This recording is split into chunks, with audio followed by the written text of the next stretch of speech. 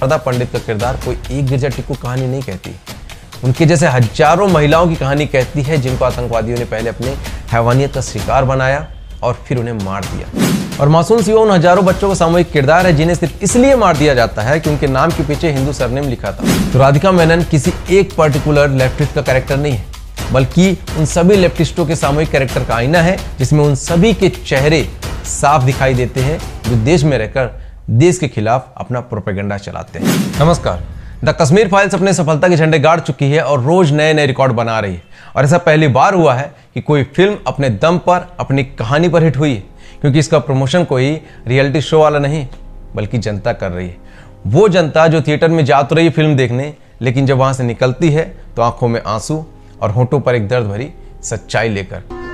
ये हमने देखा है, मेरे परिवार के कितने चले गए मैंने देखा है। मैं कोई एक्टर नहीं हूँ, मैंने देखा है, ये सब देखा है। इसको सिर्फ फिल्म मत समझना आप लोग, हाथ जोड़ के निवेदन है। मेरे अपने घर के 13 सदस्य चले गए थे, मेरे अपने घर के 13 पर्सन, जिसे वो बाहर आकर सबको बता रही है और बाकी लोग भी फिर वही कर रहे हैं। तो ये तो रही फिल्म की सफलता की बात। दूसरी, बहुत से लोग ये सोचकर निकल रहे हैं कि जिन लोगों को फिल्म में दिखाया गया है वो रियल में किन लोगों से मिलता है। बहुत कुछ किरदार तो समझ में आ जाते हैं, लेकिन कुछ ऐसे किरदार हैं जिनको समझना शायद उन लोगों के लिए मुश्किल हो रहा होगा जो राजनीति में या फिर सोशल मीडिया में कम रहते हैं। जैसे फिल्म में कृष्णा करोल, जिसको फिल्म में आज़ादी वाले टुकड़े टुकड़े गैंग से जुड़ा हुआ दिखाया गया है, जिसको कुछ लोग कन्हैया कुमार से जोड़कर देख रहे हैं, जबकि ऐसा नहीं है। तो इस वीडियो को पूरा देखिएगा, क्योंकि इस फिल्म को मैं 2 बार देख कर आया हूँ और इस फिल्म को जितना मैंने समझने की कोशिश की है, उनके किरदारों को समझने की कोशिश की है, वो एक एक करके आप लोगों के साथ शेयर करूंगा। और अंत में मैं आपको एक ऐसी तस्वीर दिखाऊंगा और उसके बारे में बताऊंगा जिसको जानने के बाद, जिसको देखने के बाद आपके होश उड़ जाएंगे। क्योंकि फिल्म में आपने उसको देखा तो होगा, लेकिन शायद ही समझ पाएंगे कि डायरेक्टर ने वो सीन किसकी तरफ इशारा करके दिखाया है। और ये मेरी पर्सनल ओपिनियन है, तो प्लीज वो जो सबूत गैंग है कमेंट्स बॉक्स में आके सबूत ना मांगे, क्योंकि पब्लिक डोमेन में सब कुछ है, क्या कर देख सकते हैं।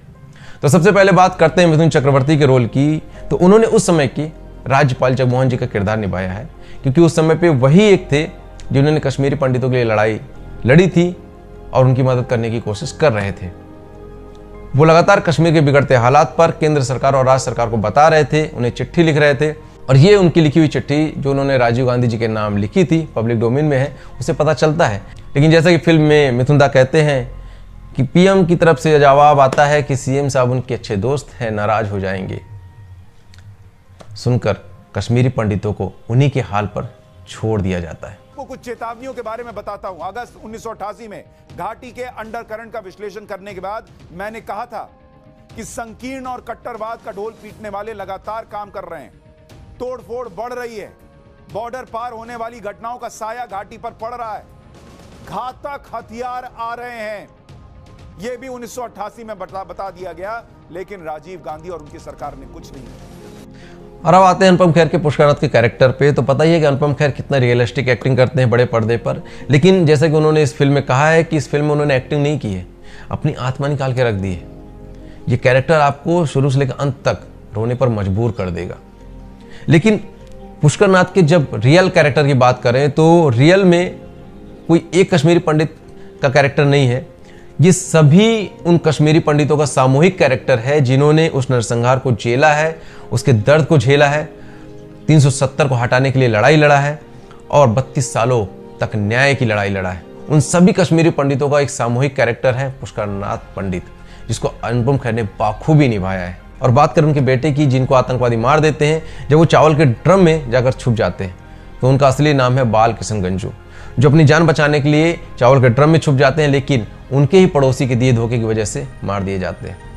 फिल्म अगर आप लोगों ने देखा है तो बहुत ही दर्दनाक सीन है वहाँ पर, जहाँ उनके खून से सने हुए चावल को आतंकवादी उनकी पत्नी को देते हैं खाने के लिए, मजबूर कर देते हैं वो उनके खून से सने हुए चावल को खाने के लिए, और उस चावल को वो खाती हैं क्योंकि उन्हें अपने बच्चों की जान बचानी रहती है। और फिल्म में उनका नाम है शारदा पंडित, लेकिन रियल लाइफ में जब उस कैरेक्टर की बात करते हैं तो उनका नाम है गिरजा टिक्कू, जिनका गैंग रेप करने के बाद उनके शरीर को आरा मशीन से काट दिया जाता है, दो टुकड़े कर दिए जाते हैं।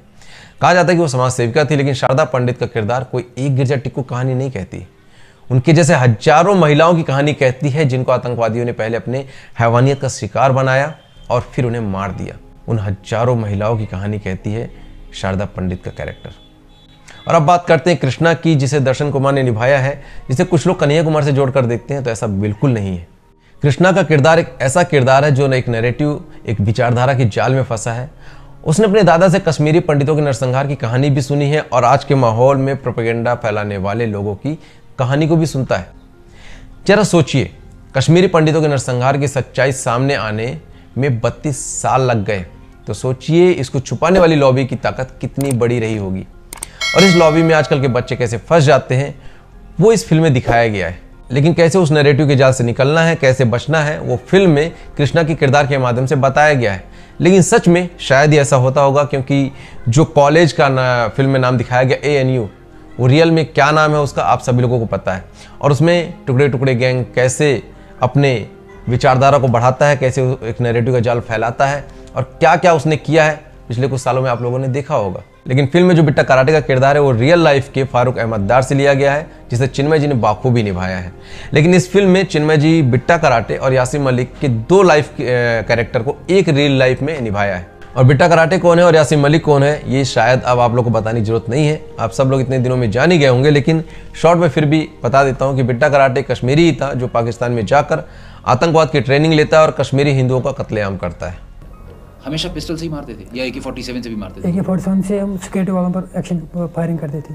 अच्छा, और जब किसी एक आदमी को मारना होता था तो पिस्टल से? पिस्टल से। तो अकेले जाते थे कि 2-3 आदमी साथ होते थे? मैक्सिमम मैं अकेला जाता था। तो नकाब पहनी होती थी आपने? नकाब के बगैर। यानी लोग आपको देखते थे कि आप हैं जो जान से मार रहे हैं किसी को? जी। लोग पहचानते थे आपको? तो लोगों ने आपको पुलिस के हवाले नहीं किया? नहीं। इसका मतलब लोग आपको लोग साथ देते थे।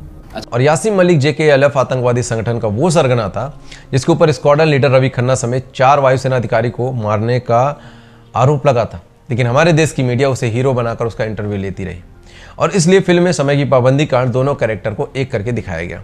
इसको आप ऐसे भी समझ सकते हैं, जब वो इंटरव्यू देता है तो वो बिट्टा कराटे का किरदार था और लास्ट में दर्शन कुमार यानी कि कृष्णा जिस आतंकवादी से मिलने जाता है वो कैरेक्टर यासीन मलिक से मिलता है। और मैं ऐसा क्यों कह रहा हूं, क्योंकि आप लोगों को पता होगा कि सेंसर बोर्ड ने इस फिल्म में एक सीन कट किया था जिसमें एक खुकार आतंकवादी के घर में दीवार पर एक तस्वीर हटाने के लिए सेंसर बोर्ड ने फिल्म के मेकर्स को कहा था। उस तस्वीर में एक पूर्व प्रधानमंत्री दिखाई देते हैं, तो उस तस्वीर को हटा दिया गया था फिल्म में से। लेकिन उस आतंकवादी के घर में एक दूसरी तस्वीर दिखाई देती है जो आतंकवादी बिट्टा कराटे के साथ पल्लवी जोशी यानी कि कॉलेज की मैडम राधिका मेनन की होती है, जो एक दूसरे के हाथ पकड़े कुछ इस तरह की होती है। तो कुछ समझ में आया? और ये कौन है और इनसे रिश्ता क्या कहलाता है, इनकी विचारधारा क्या है, ये किस तरह के लेख लिखती है, आप सब लोग को पता होगा। और अगर नहीं पता तो पता कर लीजिएगा। लेकिन सोशल मीडिया में कुछ लोग फिल्म में राधिका मेनन के किरदार को JNU की प्रोफेसर से जोड़कर देख रहे हैं जिनका नाम है निवेदिका मेनन। हम सब जानते हैं कि दुनिया भर में ये माना जाता है कि India is illegally occupying Kashmir. Everybody accepts. Let us not invade the US. Let us not invade the European countries because they are a global superpower and they are saying Kashmir is illegally occupied by India. लेकिन यहाँ पर मैं साफ कर दूं कि film में राधिका मेनन का किरदार इनसे मिलता है फिर उनसे मिलता है, इसकी पुष्टि मैं नहीं करता।